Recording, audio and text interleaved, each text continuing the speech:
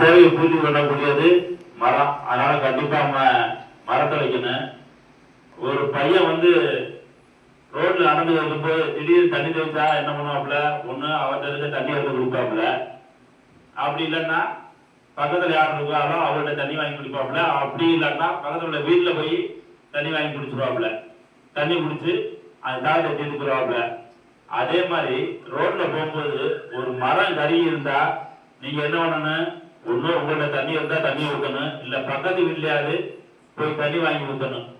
அந்த மாதிரி நம்ம செஞ்சோம்னா கண்டிப்பா இந்த தேவகோட்டை நகரம் ஒரு சிறப்பான மரங்கள் நிறைந்த தூய்மையான பகுதியாக மாறுவதற்கு உங்களுடைய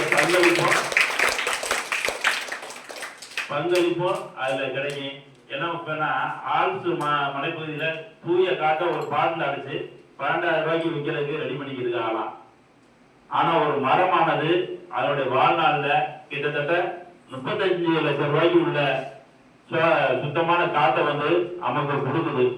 அத்தகைய சிறந்த மரங்களை நமக்கு பயன் தரக்கூடிய மரங்களை நட்டு தேவகோட்டை ஒரு குளிர்ச்சியான பகுதியாக, இப்ப சார் சொன்ன மாதிரி எங்க தென்காசி ஏற்காடு அங்க நின்று போனா குளிர்ச்சியா இருக்கு, இங்க வெப்பம் அதிகமா இருக்குன்னு சொல்றாங்க. இல்ல, மரங்கள் வச்சுட்டோம்னா அம்மா பகுதியும் ஒரு சிறந்த குளிர்ச்சியான நல்ல பகுதியா மாறுறதுக்கு வாய்ப்பு உங்களால உருவாகும்.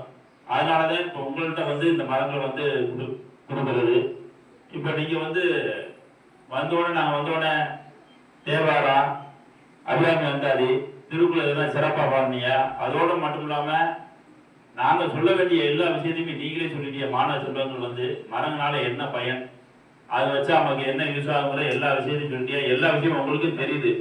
தெரிஞ்சாலும் அதை வந்து அவங்க செயல்படுத்தணும். செயல்படுத்துறது உங்க கையில இருக்கு. நீங்க எல்லாம் இப்ப வந்து முதல்ல வீட்டுக்கு ஒரு மரம் வளர்த்தா போதும்னாங்க, இப்ப வந்து ஒவ்வொரு ஆளும் ஒவ்வொரு மரம் வளர்க்கணும். கண்டிப்பா அதை நீங்க செய்ய வேண்டும் என்று கூறி பேச வாய்ப்பு. நன்றி. ஒரு விடுவெளி. நன்றி. வணக்கம்.